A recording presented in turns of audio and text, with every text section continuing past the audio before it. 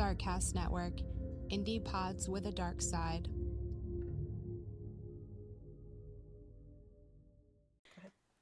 Hi, this is Kelly. And this is Jenna. And you're listening to ODFM. This episode is One Downward Dog for Murder.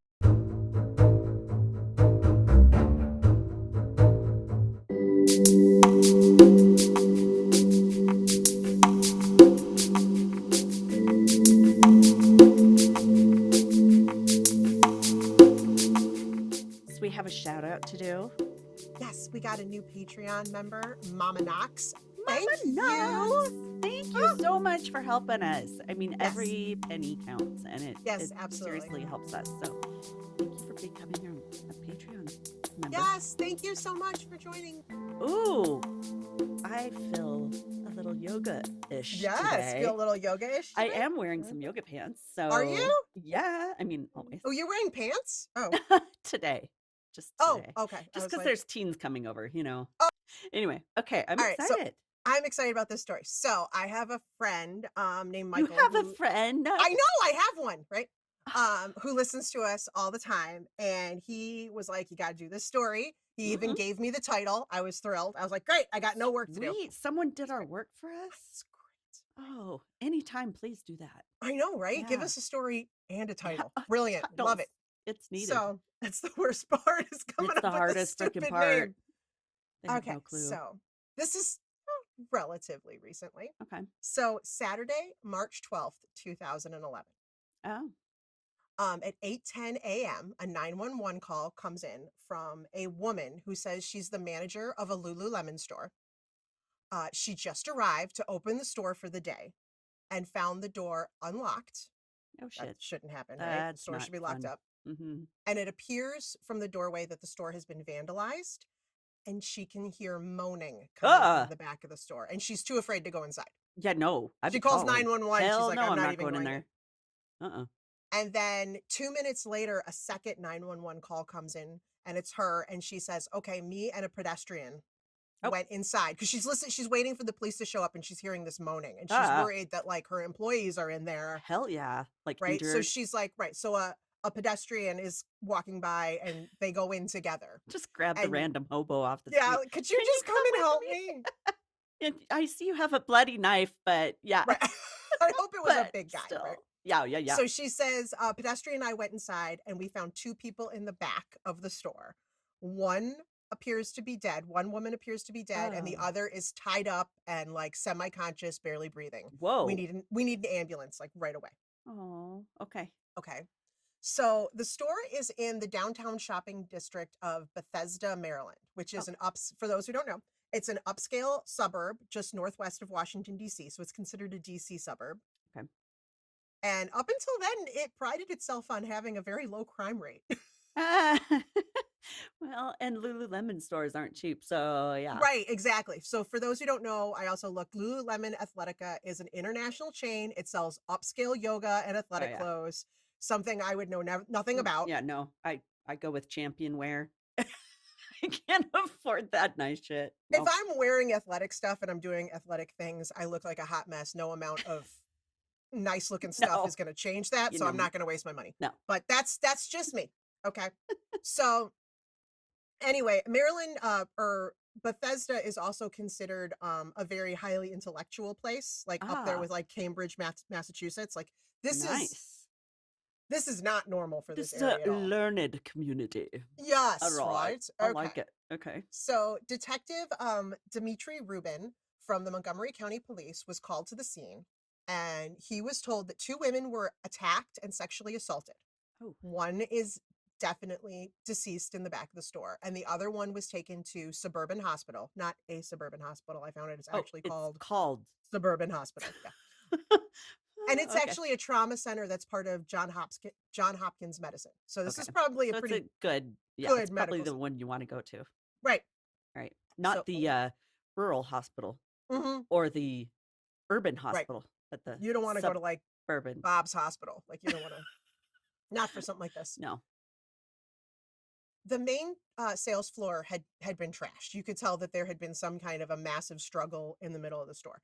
There was merchandise and broken glass on the floor, mannequins knocked over. There had been a flat screen TV on the wall that was knocked off the wall. Wow. Yeah. Yeah. Other decor and items, they're just trash, broken. Some kind of massive struggle happened in the middle of the store. Yikes.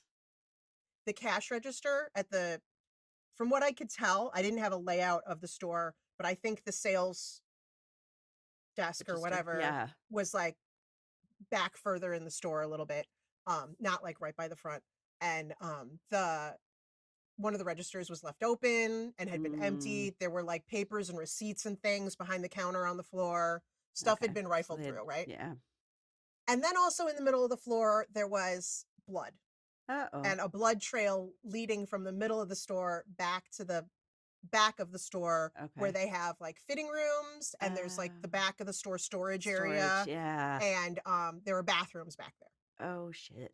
And there were several sets of shoe prints tracking all through the blood. So there's shoe prints everywhere. Okay, well, that's a lead. And they're leading to the back of the store.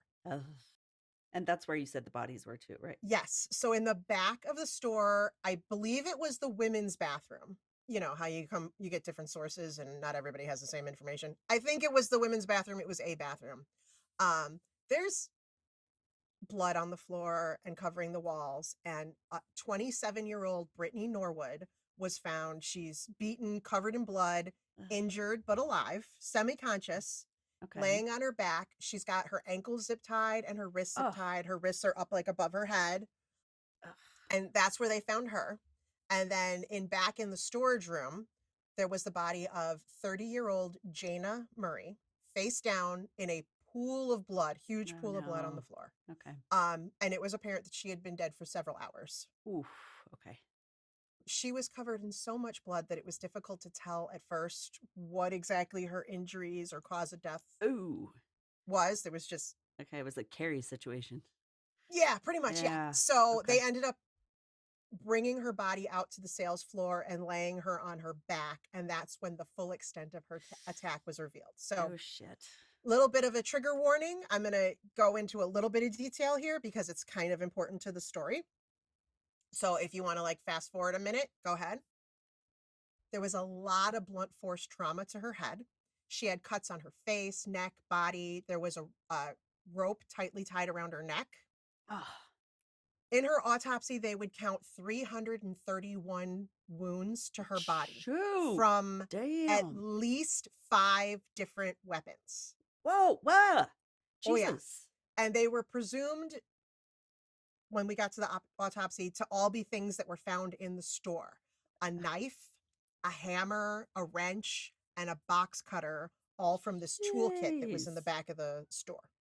Dang, they were like, well, this one's not working. Let me try this one. Well, this one's not working. Just like went through a plethora of stuff. They believe that 105 of the wounds were determined to be defensive wounds. Like she fought. Oh, good for her. Hard. Good. Get it, girl. So I hope she injured him. It looked like a rage killing. Just an unbelievable amount of violence towards this woman. Probably you would think someone they knew because otherwise. Right. Exactly. Like it was more personal. This wasn't like a hit or something, like just a quick. This was a long, drawn out thing. Okay, who's she dating? You're so good. Have you done this before? I've watched a few things. You watched a few things. Just a couple. Yeah. So Detective Deanna Mackey went to Suburban Hospital to interview Brittany Norwood. That's where she was being treated for her wounds. And she was able to talk at this point. I don't know when this was, if it had been like hours or a day, that I don't know. Her injuries included a head trauma. She had like a big gash in her forehead. She had cuts across her chest and her abdomen. She was obviously traumatized, but was going to survive. She didn't have any life-threatening injuries. I can't believe they didn't kill her too. Like, right? Maybe they thought they did. Maybe they thought they did, right? So Brittany tells the detective that she's a sales associate who had actually just transferred to the Bethesda Lululemon store from the Georgetown store, another suburb in the area, just a month prior. And Jayna was actually a senior employee who was like a key holder because you have to have somebody, like a manager. A manager, right? Only she and Jayna had been in the store the previous night from 7 p.m. till close. So it was just the two of them. Okay. Nobody else was working that night. And this was a Friday night that this happened. They were found on Saturday morning. Brittany told the detective that they had closed the store and left about 9:45 p.m. But Brittany had gotten to the Metro, which is their public transportation system, and realized that she didn't have her wallet. Oh, yeah, that's a problem. And it had her Metro card in it. She kind of needed that, right? So you have to have that. Right. So she calls Jayna on her cell phone and says, "Look, I forgot my wallet. I think I left it in the store. I'm sorry." And Jayna says, "It's all right. I think I left my laptop there too, so it's not a big deal. I'll meet you back in front of the store." So they met back in front of the store just after 10 p.m. is what Brittany says. Jayna had driven to work, so she had just kind of pulled her car up right in front. So the store, it was in the downtown shopping district. So these are stores that face the street. It's not like in a mall or a mini mall. It's like on some kind of the strip mall street type thing. Okay. So Jayna just kind of pulled her car up because they figured, oh, we're just gonna run in, we'll get our stuff and we'll leave, right? So she pulls her car up. Both women go inside. They turn off the alarm and they go back to the back of the store to try to find their items. And they're thinking they're just going to run in and run out, right? So they left the door unlocked behind them. Yeah, I mean, you wouldn't. Right, we're just going to run in, real quick. Brittany said they were searching in the back for her wallet, and after 10 minutes, they were like, I don't know. Wow. So I guess Jayna just gave her like some money or something. Yeah, here. Because she's like, I don't, maybe weird. I didn't bring it here. So they go back out to the sales floor, and Jayna says that, Brittany says that Jayna was like walking in front of her. So she actually left the storeroom first and stepped out onto the sales floor and was immediately hit in the face by a man dressed all in black. Wow. Yikes. Brittany sees this, and she said she tried to turn immediately and run to, there's a emergency exit in the back that goes to like the alley or a parking lot or something. Yeah. And it's one of those like metal doors that has like the bar in the middle. You push it and it has that like, do not push emergency alarm will go off. Yeah. So her thought was, oh my God, I'm going to turn around. I'm going to push this. Yeah. It'll set off the alarm. They never go off. But a second. Well, that's good to know. Yeah. Because I go through a lot of those doors. So. Yeah, okay, but it'll be my kid in a store that'll push it and set the alarm, and then I get to be all embarrassed. That would happen, right? That is when it'll go off. So anyway, so she turns to do this, but a second man pops up and grabs her by the hair. Damn. So there were actually two. Shit. That's a little hard. Grabs her by the hair. Brittany described the men as two men of unknown race. Okay. One taller than the other. Right. So they're dressed in black, she said, head to toe. And then they had like knit hats, the kind that you can pull down, and it's got like a ski mask with the eye holes and stuff. Yeah. So she said she couldn't really tell. And they wore gloves. Brittany said she could hear Jayna screaming. So she's in the back of the store. Jayna is on the sales floor. She could hear Jayna screaming, and there's a scuffle, and she could tell stuff's going on. But the man who had Brittany by the hair said, if you say a word, I'm going to slit your throat. Damn. So she's just scared silent, right? She should have gotten a Karen haircut. If she had the man. With nothing to grab. No. Nothing to grab. Yeah, that long hair does us no favors. There's a reason for this. So Brittany watched in horror as the first man drags Jayna, kicking and screaming, in the back storeroom by the bathrooms. Okay. Yikes. So then the second man brings Brittany out onto the sales floor. Apparently he had hit her in the head a number of times. Oof. And kept holding her by her hair, and brings her over to the sales counter and makes her open the register and takes cash from the register. And then I guess he brings her back to the back of the store, where she is like horrified because there is now blood everywhere. Oh no. In the back of the store. Okay. Right. She can still hear Jayna screaming and fighting, but she also can tell that she's getting weaker. Oh God. She can hear it. Oh. Right. That's awful. And at this point, the man drags Brittany into a bath point where She said things get kind of fuzzy. She thinks she blacked out. Yeah. Oh, but well, okay. And also, I'm so stuck on like her not having her wallet because like, how did she get there? She had to have had it to get there. Yeah, I don't know. Maybe someone gave her a ride or something. But yeah, isn't that? Maybe, yeah, I'm like, you had to have had it if you rode the metro. Anyway, if you rode the metro. So I don't know. Just keep that in the back of your mind. Oh, okay. Okay. So Brittany says at some point she comes to, and the man who had, from what she could tell, I mean, they look the same. The man who was with Jayna was now with her. And he is zip tying her wrists and ankles. No. And he started dragging a blade across her stomach and chest. She said kind of taunting hit her, or actually like cutting. Cutting. Well, he made cuts. Okay. Right. She said he hit her in the head and made a comment along the lines of, "Oh, I've never been with one of these dirty," insert racial slur here. Right?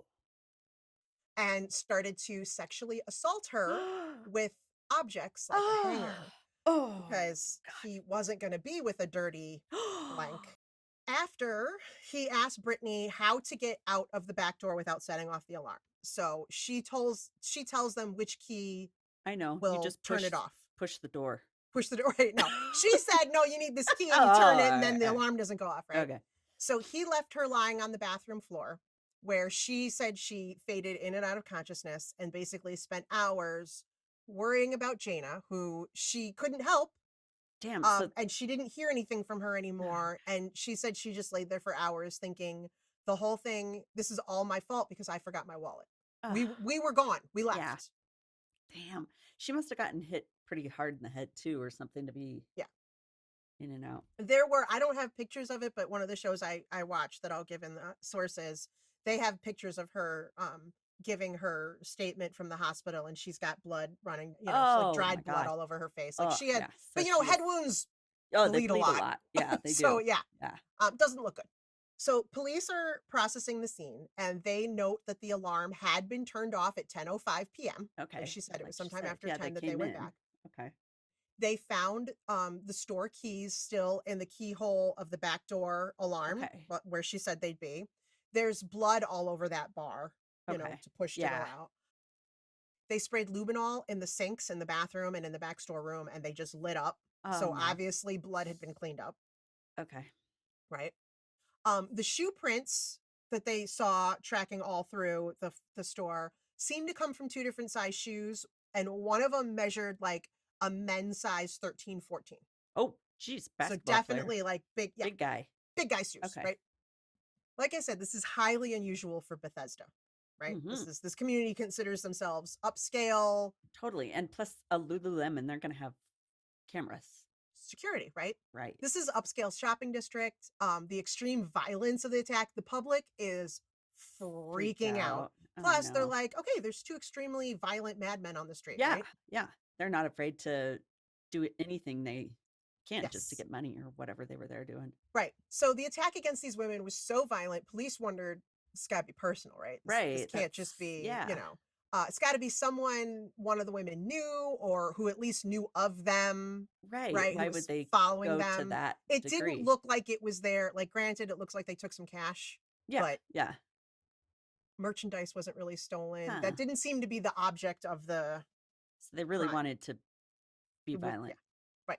Okay. So police are doing their due diligence and they're looking into their victims to see, like, all right, what could possibly be in their lives? Is there anybody, anybody got like a psycho ex-boyfriend or a stalker or, So Jayna Murray, the 30-year-old, she was a pretty blonde woman, very athletic. She had been a dancer and an athlete growing up. That helps if you're working at an athleisure store. Exactly, right? She loved all kinds of outdoor activities, hiking, water skiing. At the time of her death, she was actually working out training to be in a marathon. So she was in great shape. Yeah. So hence the 105 wounds of defensive wounds that she had, because she fought hard. She had a bubbly personality. Her family had moved around a lot when she was growing up, including they lived for a while in Australia. Oh, she moved around a lot. So she was the kind of person who made friends wherever she went. Cool. Yeah. She fit in real well. and she was really intelligent. She was actually attending Johns Hopkins University MBA program, getting a dual master's degree in communication and something else. Oh my God.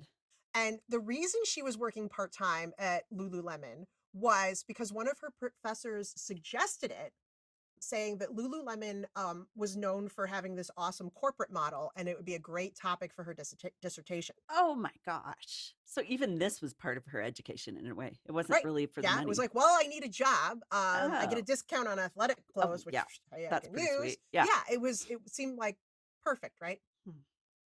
Brittany Norwood, the 27-year-old, she was also attractive, smart, young Black woman. She was originally from the Seattle area, but she was an athlete in school. She was a star soccer player, and she moved from Washington State to Long Island, New York to attend college on a soccer scholarship. Oh, damn. She must have been really good. Okay. Yeah. So she was really good. She was really smart. People also said she was very friendly and personable. And she aspired one day to own her own gym, have her own business. Oh, awesome. Yeah.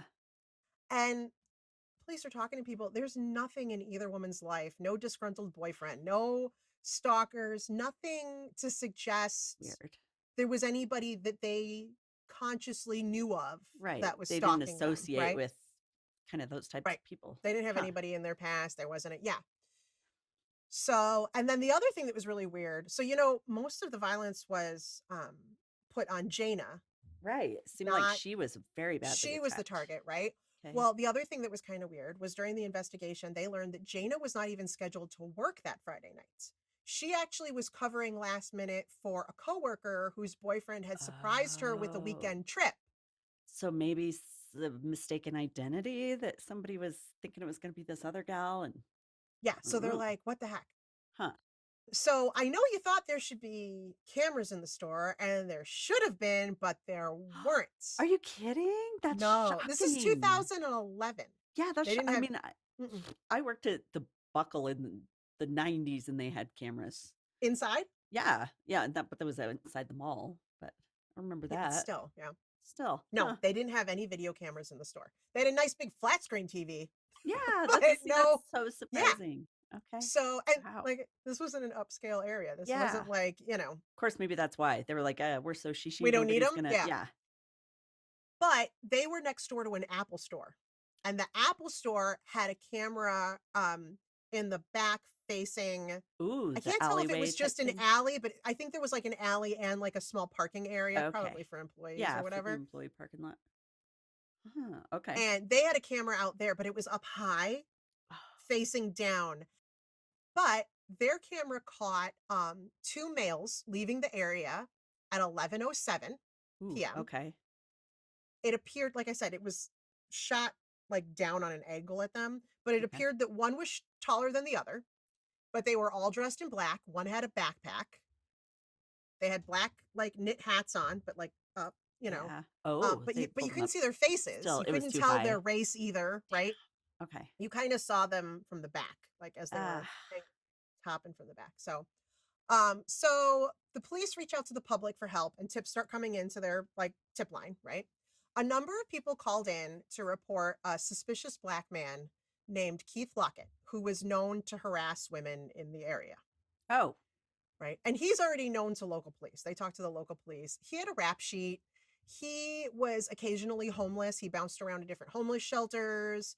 And he was known to frequently walk around the downtown district at night and just kind of harass people. Like he was fun. He just kind of seemed kind of unstable. Yeah. So he would be walking down the street, and if there were people walking, he would kind of like yell at them. Yeah, do something weird. He's probably got a little bit of a mental problem or something. Yeah. So so people were calling in like, have you checked out this guy? Yeah.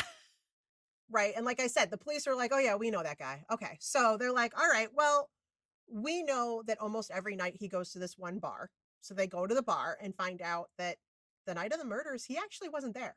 Okay. Interesting. I thought you were going to say he was there all night. No, he wasn't. And then there's another store in that same downtown strip. And the manager of that store said that he had actually seen Keith Lockett that night with an unknown white male. Oh. Who was wearing a backpack. Oh, okay. This is all rolling into it. and that they were walking around being kind of weird and suspicious together. Like they just didn't seem to have any reason to be down there. Okay. And this was considered weird because Keith Lockett was usually by himself. Like he was always seen by himself. So they're like, oh, he's with another guy. This is not really popular with anybody. Yeah, he didn't have a lot of friends, right? So immediately, police are like, well, we want to find this Keith Lockett. We want to talk to him, right? Absolutely. And it doesn't take long for them to learn that Keith had been admitted to a local hospital being treated for a bunch of wounds and injuries because it looked like he had been in a fight. Some chick had kicked his ass a little bit. Right? Good. He had like like one of his eyes was like swollen shut and bruised. So he had like injuries to his face and other bruises on his body. Yeah, he's looking really good right now. So they go to talk to him and Keith's like, nope, I wasn't involved in any murder. I wasn't there. He's like, I got in a fight with another homeless man. Nope. Well, there are those TV shows. Maybe they were. Yeah. So police end up bringing Keith Lockett in for questioning. And he's like, no, I didn't have anything to do with this.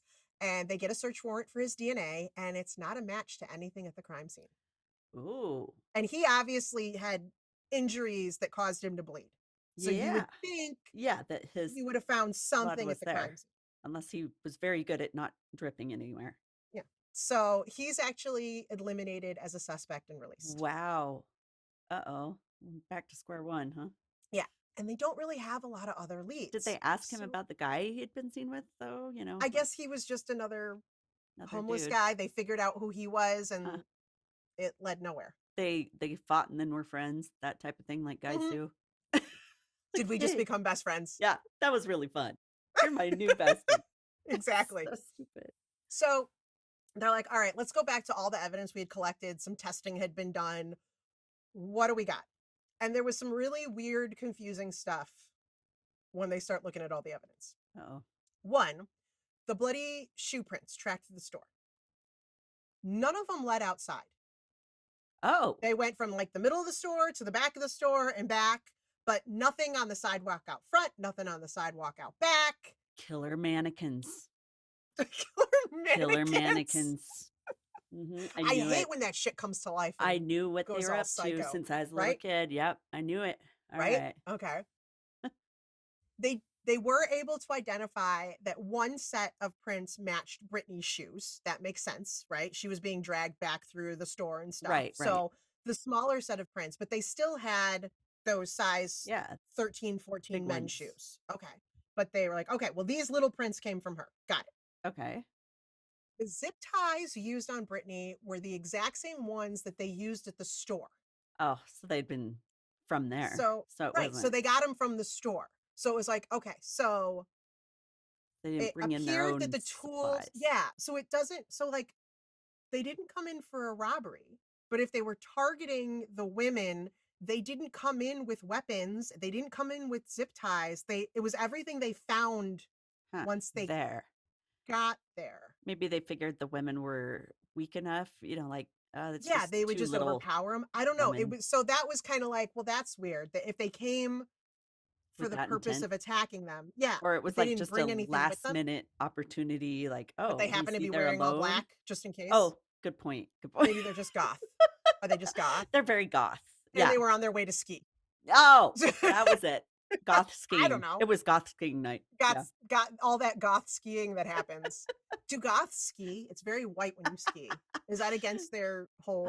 Well, they like their skin very white, right? So, okay. They like to look like they're frozen or dead inside. I mean, okay, all right. Well, anyway, okay. Goth skiing. Now we there need was a one sticker other of that. Yeah, right. Goth Being skiing. goths. There was one other thing that came back that really kind of confused police. The rape kits on both women came back negative. Whoa, wait. And Brittany, it was Brittany, right? Granted, it was, she said it was items and right, not, but still you'd have tearing and right. Some kind of injury, trauma, right? Yeah. So all right. So apparently, and Jayna was murdered violently, but no sexual attack. Okay. All right. So they're like, well, this is really weird. Then police locate Jayna's car. It was about 3 blocks from the store. And they're like, okay, there was blood found on the gear shift and the steering wheel. Okay, so the assailants got hurt, right? They bled. Oh, okay. But the blood comes back and it's a match for Brittany. Uh-oh. What? Brittany. Uh-oh. That's a little sussy. So I'm like, immediately, I'm like, oh, this is why she didn't get hurt. She was in on it. Yeah. So she must have, why would she move that car though? That's weird. Okay, so, all right. So a week after the attack, they have all this information and they bring Brittany in to get re-interviewed at the police station. And police are like, can you remember anything else now? You know, now that you've had a week, what else do you remember? Can you give us any more details? Because they don't say it, but they're like, yeah, we know shit something. doesn't make sense. Yeah, right? Yeah. They ask her, and she's like, no. And they ask her, have you ever been in Jayna's car? And she's like, no, I think I saw it once. I can't remember like what kind it was or anything. And they're like, something's not right. Yeah. And she must have been able to tell because they were asking questions about the car that they were like on to something. Oh shit, now I got to make something up. So the next day, she calls the police department and asks if she can come in and talk some more. Oh, okay. Now she wants to offer some information. Yeah. So she comes in and she tells them, well, there's one thing that happened that night that she left out. Uh-oh. She says, I was in Jayna's car. She said the two attackers were worried that someone would see the car because she kind of just pulled up, probably illegally is my guess. Just right? double parked. And, just double parked, just kind of haphazardly pulled up, okay. you know. Yeah. And because they were supposed to run in and come back out, right? And she said the attackers said something about, you know, someone's going to notice, right? And come see what's going on. Plus all the lights are on in the store and shit, I'm sure, right? Like easy to see. So they made Brittany move the car. Why wouldn't she have said something? That's just bullshit. That's weird, right? Yeah. I learned of this story because my friend told me you got to watch this episode. And I watched this episode and I'll give it in the sources. Okay. And they give video of this interview. And the first thing that struck me is, so there's the video camera facing, one detective is on the left, one detective's back is to the camera and Brittany's to the right. And the table's up against the wall. So she's kind of angled in her chair and she's sitting like back with one leg kind of propped up. So I don't know a polite way to say this, but her legs are spread open. Okay. She's kind of sitting. Yeah, she's real casual as she's sitting there. So and not my really first worried. thought is, this is not the body language of a woman who has been traumatized recently by two men. This is not the body language of someone who's been sexually assaulted and feeling very like, I want violated. I want to hide, close up. I want to protect all of my area. Right. You know what I mean? That's not how she was sitting. Especially with men in the room. You would think that. First, even though they're police, the first thing I thought was, I would be spending most of my time in a ball. Close to me. Yeah. Right? Don't touch me. Totally. That is not how she was sitting. And that really was like, and plus, these two guys got away, right? Right. So I'd be scared out of my mind. Absolutely. Like, what if they figure out where I live? Right. And even if she wasn't sexually assaulted, just assaulted, she's traumatized. She's absolutely. It horrifying. bothered me so much. It bothered me so much just seeing the way she was sitting there all casually. So anyway, the detectives start to ask her, can you walk through everything that happened that night again? Okay, because they're like, okay, so she's like, I moved the car. They're like, all right, let's go back. Like, start from the beginning. Yeah. Like, and she is very exasperated sounding, going, do I have to go through it all again? Oh, not like, oh my God, I've been traumatized. Murdered. Like, don't make me relive this. Like, I don't want to talk about it. No, she was like, more like, do I really have to go through all this again? Yeah. I was like, wow. What is your deal? Like, I'm really starting to not like her. You just saw your friend just get killed, like not just lightly killed, like killed. And so they're like, okay, well, let's just tell us about the part with the car then. Like, walk us through what happened with the car. Yeah, and so why she you goes, didn't tell us in the first place. she kind of said, she's like, I know it was kind of weird. So that's kind of why she left it out. No, that's Well, not yeah, an it excuse, was, but right. still, you would say So that. she says just before they started to sexually assault her and zip tie her, Okay. they asked her where Jayna's keys were, and she was like, I don't know. And they're like, well, find her keys. So she said she searched through Jayna's coat pocket and found her car keys. Okay. And they said, we need you to move the car from the front of the store. We're going to be watching you. Oh, I was So like, I would just bolt. Bye. I mean, so you better not do anything like try to help, or we're going to kill you. And that we're going to time you. We're giving you so much time. I think they said like either 10 minutes or 20 minutes is what she said to do this. So no one went with her. See, no. So the only way I would do that and come back is if they're holding my friend hostage, basically. If you don't come back in 20 seconds, we're going to kill her. But they've already killed her. So she doesn't know. I guess she stopped moaning or what. I don't know. Yeah. So I think I'd just be like, police station. But seriously, at this point, what's the word? Okay. Yeah. So Brittany says she walked out the front of the store, walked to Jayna's car, drove it down the street to a parking lot. Went and got a Slurpee. Came back. Right. Well, I got to stop and get something. I have not eaten dinner yet, so I got to stop. So she walked back down the street and walks back into the store, and that's when they zip tied her. Okay, this is getting in the back. Even worse bullshitting. Okay. Right. Yeah, I don't. You can tell the detectives are like, this sounds weird. Yeah, this doesn't make sense. And when they start to question her, Brittany's like, she's getting really weepy and moany, and she's like, do you know how many times they hit me in the head? Like, the reason this sounds weird is because I got hit in the head a lot. Oh, I see. Right? Okay. So, like, everything's kind of fuzzy. Yeah, but I wasn't in my right mind. She says she was so scared, and they said, well, we know where you live, though I don't know how they knew where she lived because she didn't have her wallet or whatever. Right. They're gonna come after her and kill her. Okay. That just seems really childish thinking. Like, I know. She said she was just so terrified that she's like, I'm just going to do whatever they say. But she was out of there. I know. If you're out of the store, if they give you car keys, bye. She was in a car. Right. So the detective asks, well, when you left, did you see anybody when you walked out of the store? And she says she remembers seeing a couple walking down the street, and that I think she meant when she was driving, a cop car passed her going in the opposite direction. But she didn't flag down. Honk. Oh my God. No. But she was like, well, they said they were watching me and they were timing me. Right. And detectives are like, there's got to be more that you're not telling us. And she swears, she's like, no, the car is the only part I left out. That is it. Whatever. That's pretty fucking huge. Right. That's not a small I'm like, detail. something's not. Yeah. So they're like, all right, well, here's the other thing. We're really troubled by the fact that Jayna was so violently attacked. Right. And your injuries are like a lot less severe. Okay. Like kind of superficial almost. Yeah, that's what they said. They're like, we talked to the hospital and stuff, and your cuts are all very superficial. And they're actually kind of parallel. They kind of run parallel, which suggests that they might have been self-inflicted.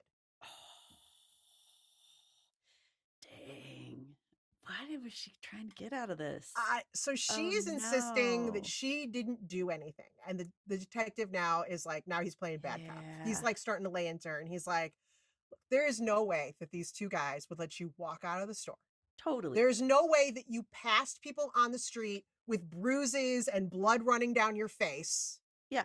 And like no one said anything. No one to noticed. You. Like, that you didn't, like, you passed a cop and you didn't flag him down or wave or alert them in any way. She went 3 blocks away. Yeah. It's not like they could still see her if they were watching from the storefront. Absolutely. Right. They're like, this doesn't make sense. No. You need to tell the truth. Yeah. Okay. For sure. And she's crying and she's denying anything. But the other thing that bothers me, this is all in the video. Her body posture never changes. She's still sitting there never is she starting to get upset and she's still sitting in her like laid back pose. Okay. So it's like she's just trying to pretend like, in her mind, that's the way to show that, I'm totally telling the truth. Look at how relaxed I am. And her whining and crying is really sounding more like whining. Yeah, like a kid who's no, I didn't do anything. It wasn't like, it just was like, it started to like oh, really turn my stomach. I'm like, you know, they're like, here's the deal. We know there was some kind of fight between you and Jayna. Okay. oh, Because we spoke to employees from the Apple store next door. And the okay, Apple store and the Lululemon store share a wall, okay, like an yeah. interior wall. And there were employees that night who heard an argument coming from your store around 10:15 p.m. And they said it was between two women. In fact, one employee called another employee over to listen because they're like, Oh, something's going on next door. they've got the glass on the wall. Right, yeah, there's a, what? Yeah. They said they distinctly heard two female voices. One sounded like it was crying. The other one was saying something like, what's going on?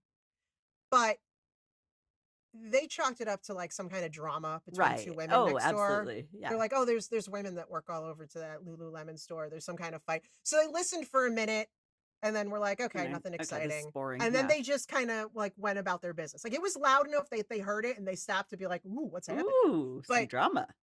But it wasn't anything that Okay. made That them stop, alarmed right? them. Yeah. Right.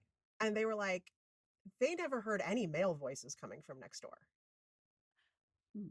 But So they they're did like, see people leaving, the camera did. So there were yeah. guys. And there's men's shoe prints in there. So what the heck is going, like, did she let these guys in? Like what? Uh-huh. Something's going on, right? So the detectives are encouraging Brittany to tell the truth. They're like, look, we don't think there were any men there that night. We don't think there were any men there at all. Just you and Jayna, and that you killed Jayna. And Brittany Whoa. just cries and says, I'd never do that. I want to go home. Because, she wasn't brought in by the police. She willingly went in there to talk, right? She's like, I want to go home. And they're like, well, not yet, but, we'll let your older brother, Chris, come in and talk to you. Oh, yes. We'll give you a minute to talk to Chris. Let's see what they say in a closed room where they don't know they're being recorded. Exactly. Oh, yes. So Okay. the video is still rolling, right? Oh, yes. So her brother, Chris, comes in and they're sitting kind of side by side. They're not like really looking at each other. And he goes, did you? Oh, God. And she says, I don't want to talk about it here, but I plan on telling you everything. Wow. So he says, just nod your head if you did. And she's just kind of quiet for a minute. And she mumbles, I'm sorry. And he says, don't apologize. And she says, I'm going to ruin our whole family. Yeah. Oh, he's probably like, you had all these opportunities. You're a freaking soccer star. Right. What are you doing? He says, I'll take that as a yes. Why? Yeah. And she mumbles, I don't know how it happened. Yeah, bullshit. Yeah, right. He asks if it was a shoplifting thing. And she says no. And he says, then why would you fight this girl? And she says, are you sure they can't hear us, Chris? He says, I looked around for listening devices and there's nothing in this room. And even if they did, there's nothing they can use in court. Well, what? I don't know, man. There was a video to your left the whole time. Maybe he was actually on the up and up and trying to get her to say something. Right? Yeah. And like, nothing they can use in court. Well, we'll see about that. Except what you just said, but except everything you just said. So he continues to say, you got two options. Some kind of temporary insanity, or we're going to have to concoct a story that she attacked you. But that doesn't look good because you tried to cover it up. Is he a lawyer? What? Wow. Good job, Chris. Right? So the detectives come back in and ask her again what happened. And she says, I got nothing to say. And they said, well, we heard everything that you and Chris just said. Yeah. So it's did you want to get a lawyer now? Yeah. Why she didn't ask for a lawyer? Why he didn't tell her to ask for? I don't know. But they're like, look, we heard everything that you and Chris just said. So you're under arrest. And we're charging you with Jayna's murder. Holy shit. So 1 week after they announce, all right, there's no madmen on the loose. We arrested the other quote unquote victim. But there's got to be somebody on the loose. Sorry. There's all these shoe prints and oh my video God, this of story people blew leaving. my mind. Okay. All right. So prosecutors start digging into Brittany's background and find that Brittany had a history of like a little sticky finger problem. Oh, shit.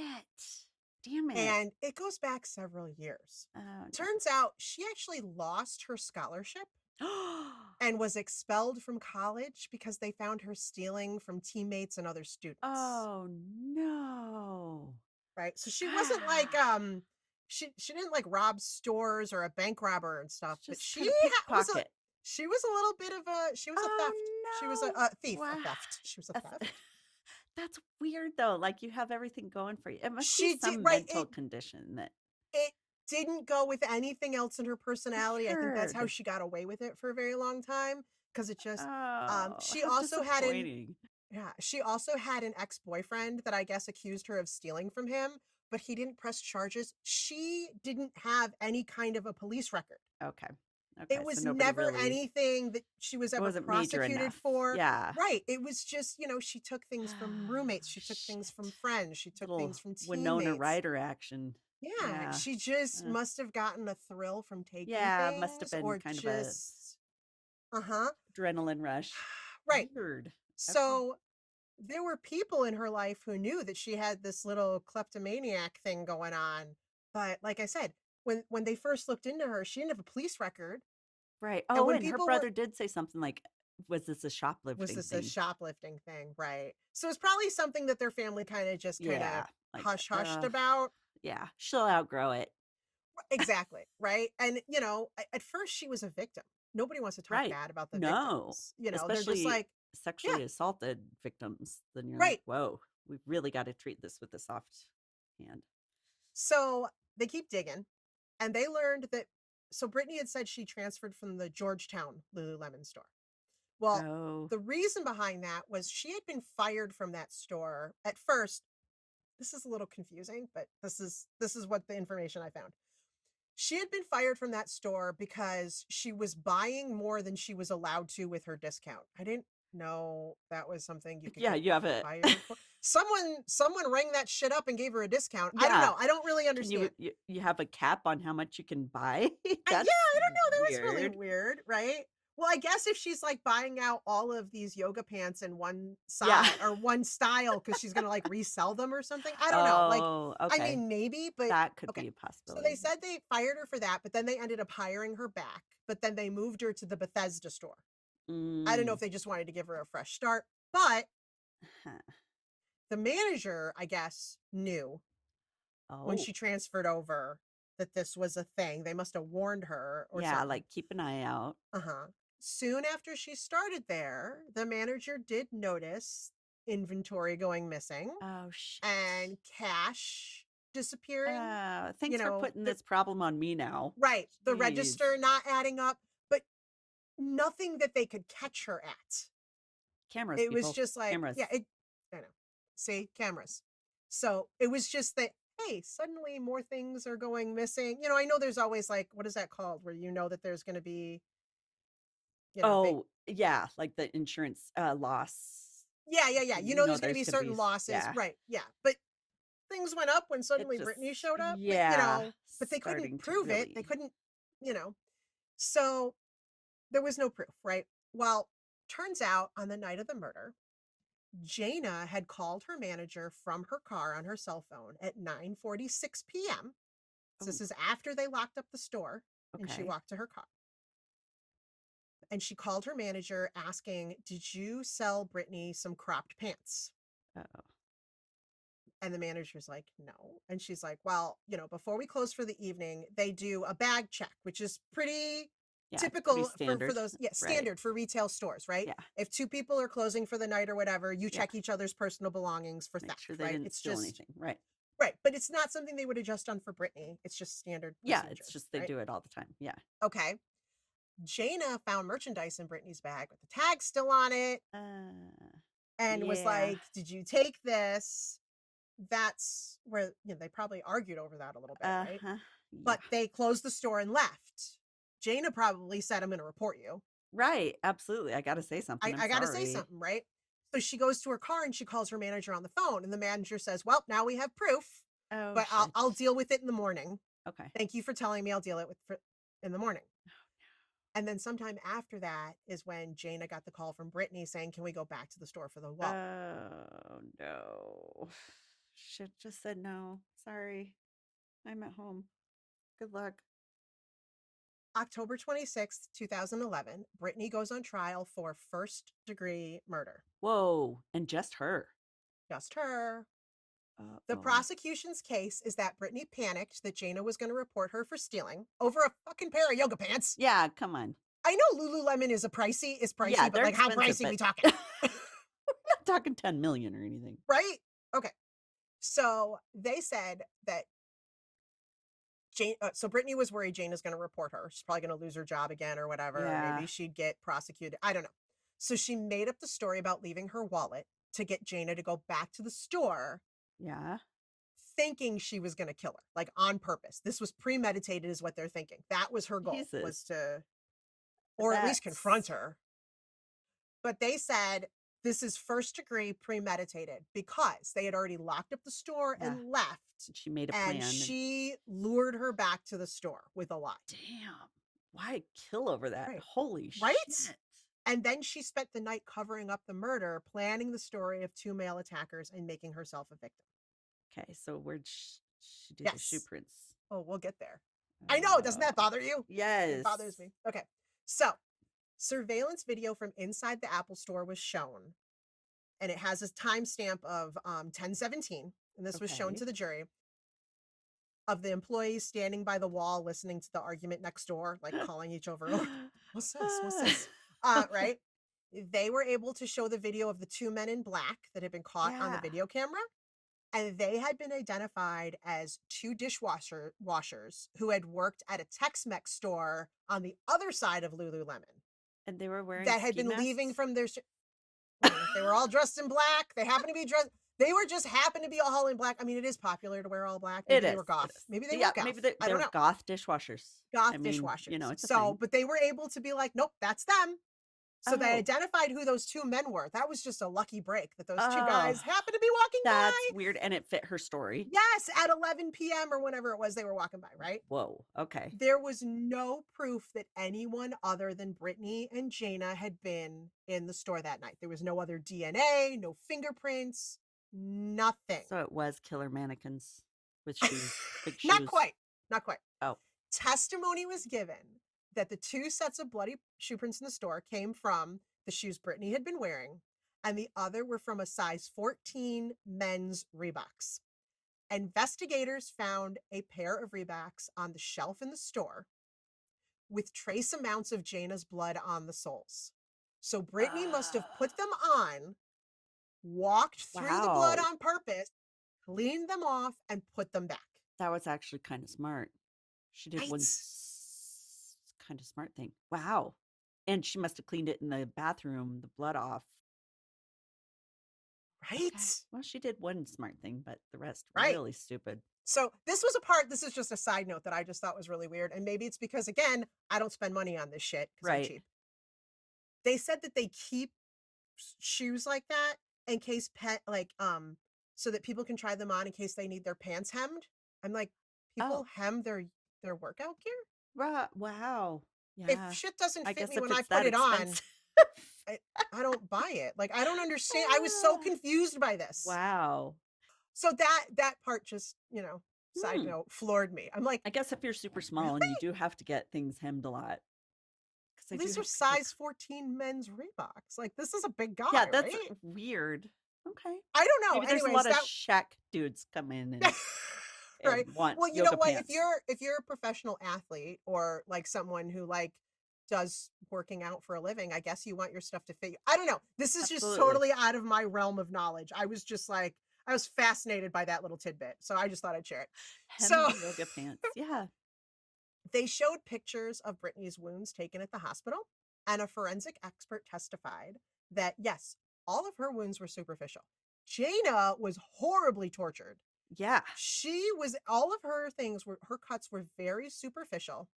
And because of how they were like cut parallel, she would have done they were likely self-inflicted. Just the angle of the cuts and stuff like that. Dang. And then she just laid there on the ground waiting to be discovered. Right? Well, but they also said that the blood on her face, all that dried blood from the gash on her head, which I'm hoping Jayna gave her. Yeah. The dried blood showed that the blood had come from her face and dripped straight down her face, down her nose, down her body, straight down. Okay. Like gravity, right? She's standing. Suggesting, yes, she had been upright for most of the night, not laying on her back tied up for hours on the bathroom floor like she said. Gotcha. She probably did that just before 8 a.m. Yeah. Like, I know they're coming. I'm going to go set up now. Right? Wow. Also, DNA analysis confirmed that Jayna's blood was found on Brittany's clothes, her shoes. It was soaked into her socks. When, according to Brittany, as soon as they were attacked, they were separate.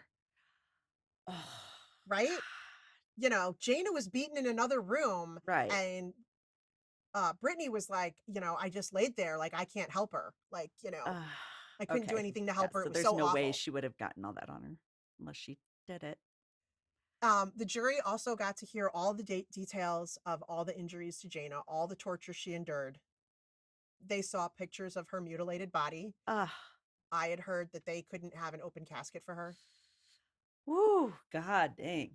And they heard about the hole that had been cut into Jayna's pants to give the impression that she had been sexually assaulted, but her autopsy didn't show that. Oh my God. Wow. Right. So after presenting all that information, Brittany's defense decided, all right, we're not going to argue. We're not going to say anything about the two attackers. No, okay. We're just that's off the table. Obviously, you guys did a pretty good job. So instead, they were like, okay, look, it was an argument. It was a crime of passion. It was not premeditated. There was a struggle that obviously lasted hours with multiple tools, but whatever. So they're like, this is not premeditated. This is like second degree. All right. Depending on which source you use, it took the jury less than an hour. I read in another spot, it took them 20 minutes. Oh my God. To find her guilty of first degree murder. Yes. Yeah, it makes sense. Yes. And she was sentenced to life in prison with no parole. Oh my God. All over a pair of yoga pants. For some ruin her fucking life forever.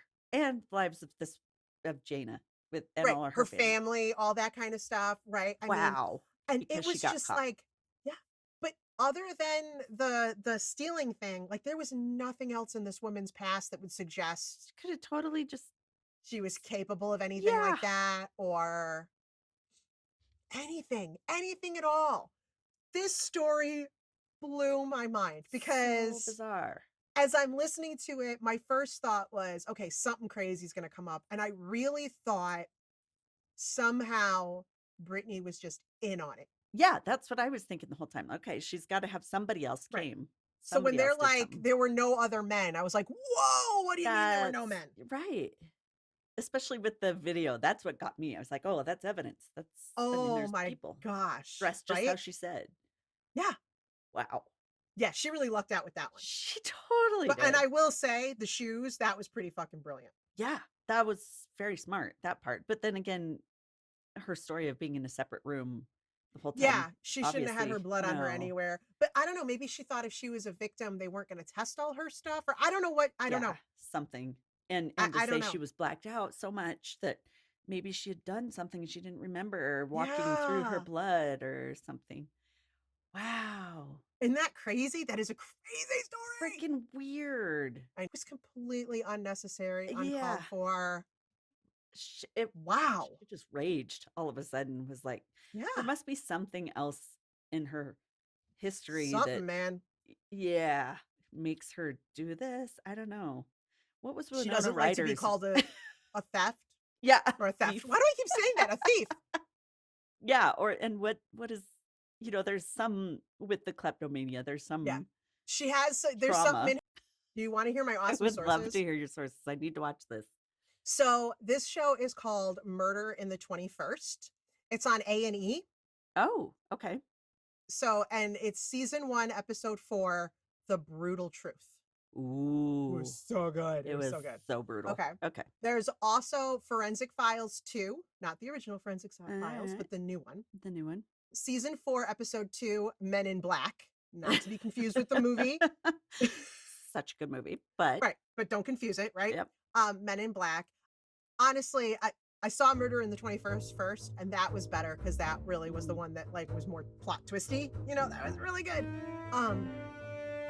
But Men in Black, the Forensic Files 2 is where they really like dug into like how they figured out the shoes and all that kind of stuff. And then I got some information from the SeattleTimes.com, CrimeSceneCleanup.com, and of course Wikipedia. Crime Scene Cleanup. I know. I've never seen that one before. I was like, this is like a mobster website. Like, hey, we'll come help you. All right. Oh, thank you for that. Thank you, everybody. Thanks for listening. Joining us. We'll see you next week. Bye. Hey, Oddies. Thanks for listening to another episode of ODFM. If you're a longtime listener, hey, we cannot thank you enough for your continued support. And if you're a new listener, thanks for giving us a try. If you like us, please drop us a like, subscribe, or rate us so we can share our stories with more people around the world. And if you'd like more information, like links to our podcast and socials, along with our Patreon fan page, those links are all on Linktree under ODFM Podcast. That's linktr.ee/ODFM Podcast. Side note, you guys, we're obsessed with fan art, and we love making things with it, like stickers for our fans. So if you'd like us to use your designs, send it to us at odfmpodcast@gmail.com. And if we use your design, we'll be sure to send you a sticker. Thanks for listening to another episode of ODFM, hosted by Kelly DeVries and Jenna Swanson. Production and editing by Kelly DeVries. Theme music by Eric Swanson. ODFM is a satirical true crime podcast for entertainment purposes only. The stories you hear are serious and true. The comments and opinions are not. We apologize if any of our content is harmful or disrespectful.